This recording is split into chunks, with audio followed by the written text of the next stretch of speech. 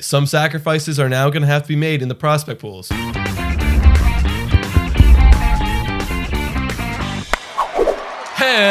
Hello! And welcome to Blue Jays Today, where we always have something to say about the Blue Jays.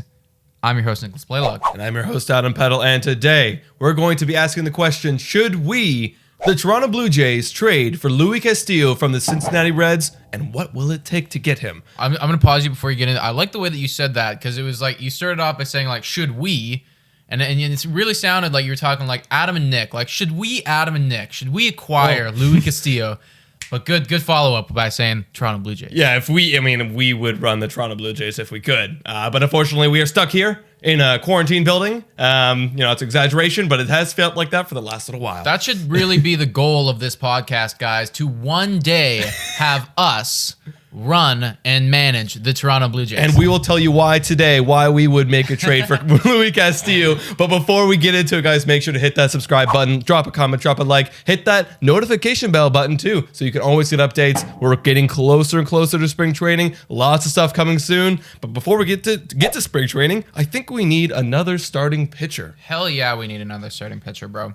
And also, before we get into this, I just want to say, for those of you who watched our Michael Brantley video. Oh, yeah. I just wanted to shout out to us being absolute, like, total dumbasses. So it was fair. It was granted. It was granted. We were getting updates that he was literally coming to Toronto. So we make this video, like, with the information that we have acquired Michael Brantley on a 3-year deal. This is coming from Hazel May. This is coming from Ken Rosenthal. Rosenthal, yeah. That is his name. Yeah. This is coming from Sportsnet MLB. And literally right after we put that out, like 20 minutes later, news pops out.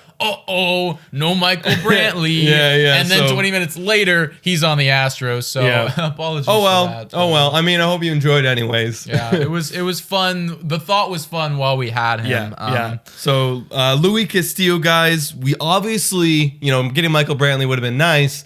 But the biggest thing is, the follow-up to that was, if we get Michael Brantley, we definitely need a starting pitcher. We need to trade an outfielder. I was always saying that, Michael Brantley would have been great. He would have been awesome, just to have that addition.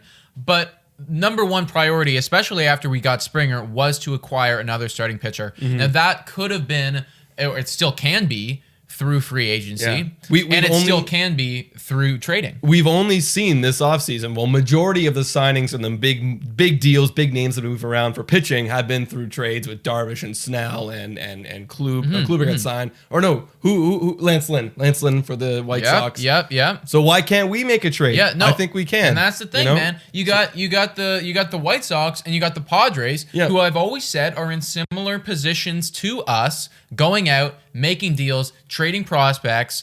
Can we do the same? And is Luis Castillo the right guy to go after?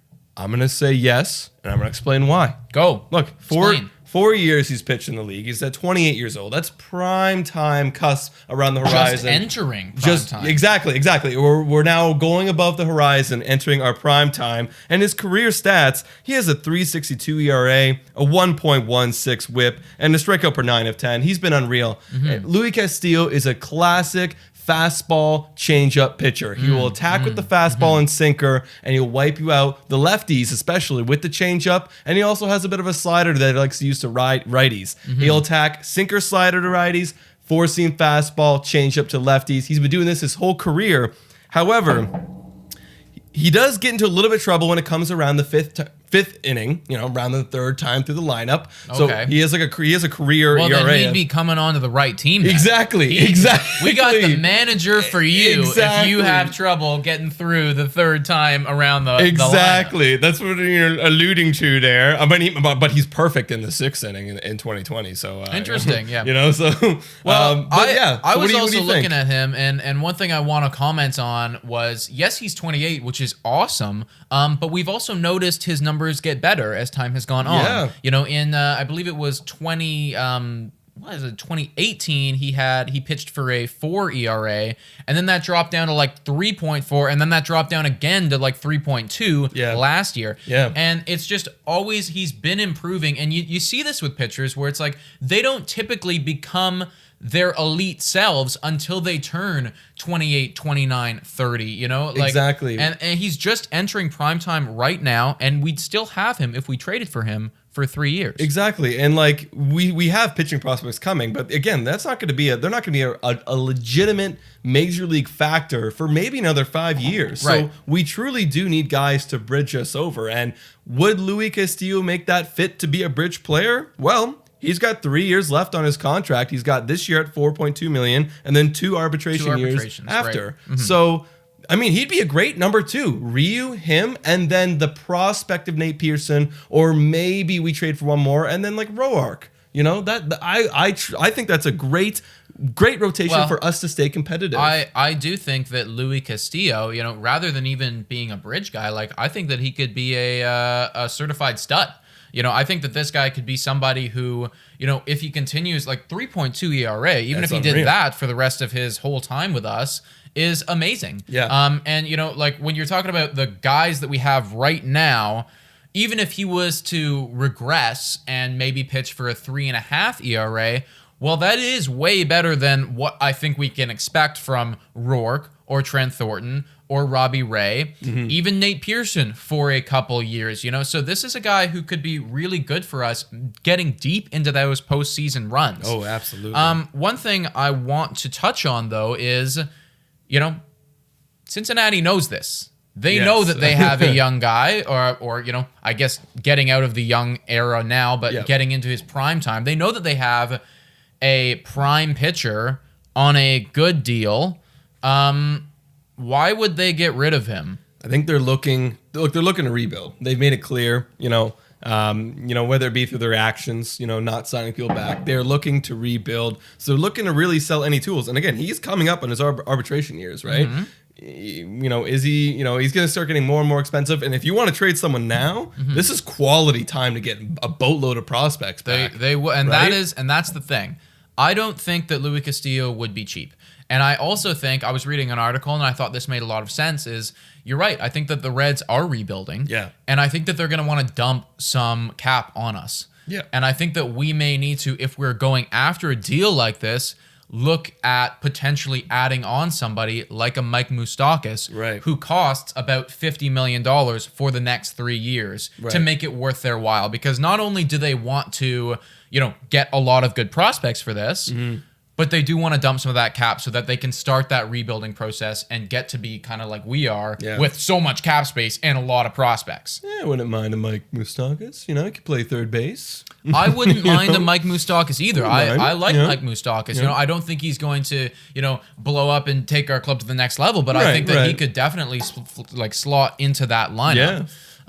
You know, so if we were to acquire Mike Moustakas and Luis Castillo, what would we need to give up to get that done? Well, we definitely need to give up a lot because the Reds have already made it clear, you know, they've made it clear what they want in return for Luis Castillo. The Yankees have been interested in Luis Castillo. Of course. What the Reds have asked the Yankees, they've asked for Gleyber Torres. Right. They're That's a young, pretty integral piece of that lineup. Second base, shortstop, like good middle infielder. Should lots be of potential. a stud in the prime time of his career, for sure. So they wanted him back. Now, the article I was reading said that, you know, if they wanted to get Gleyber Torres, they were suggesting that Gleyber Torres outweighed the value, like his value was higher than a Luis Castillo. Well, he is younger, right? He's younger. Is like what, 25-ish? I'm not too sure, but I know he's definitely younger. He's something only played like 2 that, years, I believe. right? Yes. So what would it cost us? Well, it's going to cost us because we're not going to be trading away any of our starters unless it could be an outfielder. And here's you know the thing. What I mean?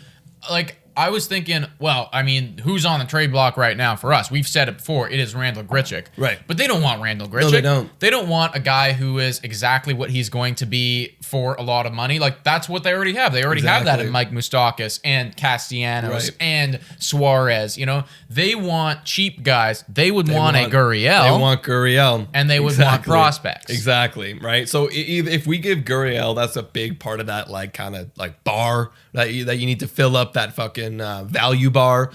But if we're not willing to give up Lourdes Gurriel, which I do not want that. Never. Want that. We would then have to start giving up some of our top prospects, Yep. maybe a middle infielder, because if they want Gleyber Torres, that definitely shows they're interested in middle infielders. So that involves people like a Groshans, right? Like they would be definitely interested in that. Now, would we ship off? And I feel so bad always bringing Groshans into like the conversation of trade because like when you're a don't top feel prospect, bad at all because the fact that he's getting brought into this trade conversation speaks to how elite he's going to be. Oh yeah, that's exactly. why he keeps getting brought into this. Yeah. It's like we have this great piece right now. It's like everybody wants him. Yeah. You know, I guess they want Jordan Groshans. Right. I do think that you're right though that he would be a major piece in this trade if it was to get done. I also think that you probably got to add someone else on there. Now, the article that I was reading, and I don't know how I feel about this, but they were talking about potentially Jordan Groshans plus a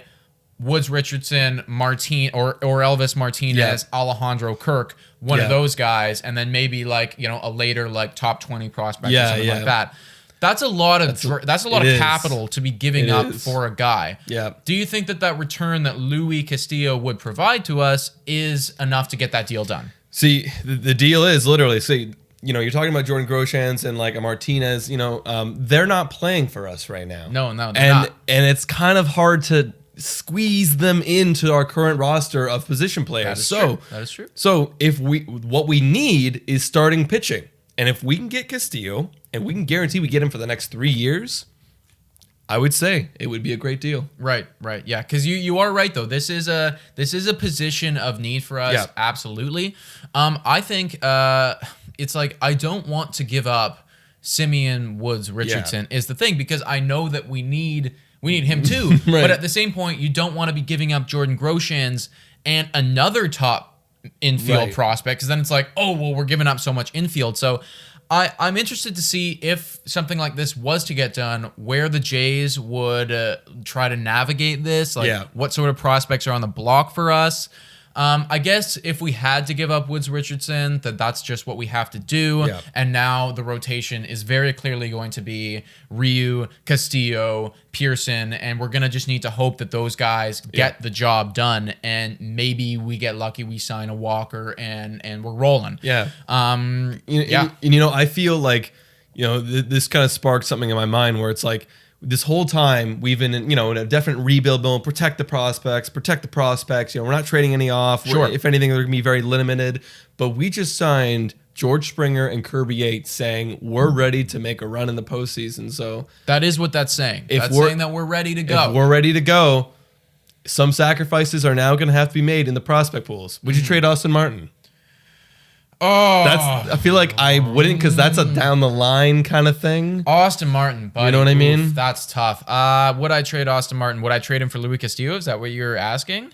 Yeah, let's put it that way. I don't know. I gotta see the deal, man. Like Austin Martin has been so hyped up to us, and the way that he's been talked about, it is tough to say. Right, I want to see him in a Blue Jays uniform at some point. Right. I definitely feel like because he will come up in 1-2 years. And at that point, it's like, oh my gosh, like the lineup is going to be so filthy to have this elite guy just show up here. Right. So my instinctual reaction is no. I've always been somebody, though, to say nobody is off the trade block if the deal is good enough. Right. So if the deal is good enough, of course I would trade Austin Martin. Yeah. I would trade Vlad. I would trade Bo Bichette if the deal is right. Everybody needs to be available. Right. But no, I don't want to. Yeah, not right I don't now. want no. to. Not right now. I don't really like, want. It's like, like I want. We got so hyped up over the summer over quarantine. Like, oh my god, Austin Martin. Yeah. Now it's like, no. I don't think they will. I don't think that they will either. I think that he is definitely off limits. It seems like him, Pearson, are totally off limits. Everybody else is kind of open for negotiation, though. So I think if we were to get this guy, that's the sort of thing that we'd be looking at. And I just my words. Yeah. Find them. There you go. You know what I heard, and I've told you this already, but I'm going to tell these guys too. But apparently, MLB Network said that the Toronto Blue Jays would be interested in trading Kevin Biggio. Ridiculous. Which is absolutely ridiculous. And that's why, if you're looking for Blue Jays news, do not go to MLB Network. They do not know anything about the Toronto Blue Jays. They've said some wild stuff in the past. They've said that Canadians are not familiar with baseball, so they don't know how to catch foul balls. They said that during the 2015. I will not ever forget that. I will. That offended me so much. Yeah, I was like, these Canadians aren't used to foul balls, so they got to be paying attention. I'm like, what the hell are you talking about? Shut up, bro. I played baseball my entire goddamn life, and you're gonna tell me that I'm not used to a foul ball because I'm Canadian? Yeah. Get your Blue Jays news here, everybody. MLB Network. Yeah, no, but I mean, like, would we trade Kevin Biggio? No, we're not shopping him. No. But like, it's for the right price. If they're offering us Mike Trout, then that is what it is. You know? What it is. But no, we're definitely not shopping him around. No. Do I think that Castillo will get traded to the Jays? I don't know. There are rumors right now. I think that we're going to be inquiring about him. I think that we are going to be shooting some shots this way. But I also don't want to see us completely sell the entire farm for this guy because we have seen in the past, we were talking about this before, where you sell the whole farm and then the farm turns out to be Noah Syndergaard and you're kicking yourself wondering why the hell did we sell that guy? And I don't want Simeon Woods Richardson to be Noah Syndergaard if he's not playing on the Blue Jays. Exactly. So, yeah. No, we'll see, guys. Let me ask you guys, what do you guys think about trading for Luis Castillo? Do you guys want him, and who would you be willing to give up in our player prospect pool for Simeon, or not for Simeon Woods, for Luis Castillo? Let us know in the comments down below. Let us freaking know.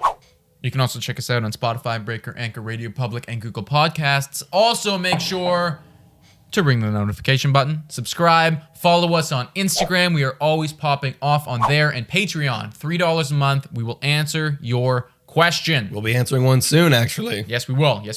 And guys, thank you so much for watching. And go Jays go.